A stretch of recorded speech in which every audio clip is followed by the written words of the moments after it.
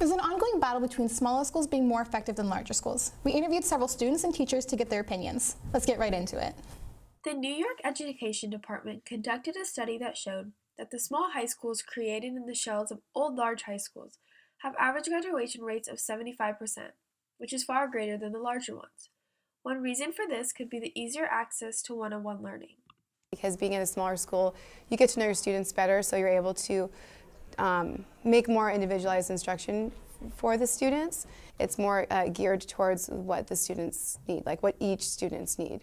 Rachel Koval, a current junior and a transfer student from a larger school, spotlights the individual time students in a smaller school get with teachers.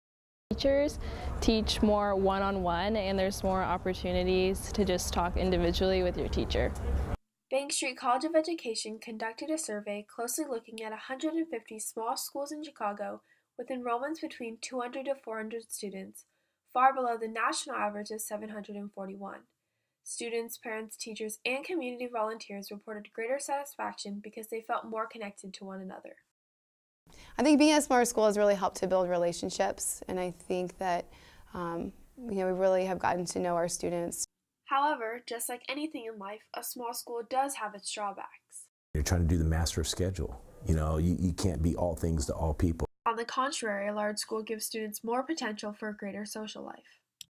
If a student is at a giant school, they have a lot of options of making so many different friends and being in different groups and kind of having a broad experience. But students at a larger school are given less opportunity for participation in extracurricular activities.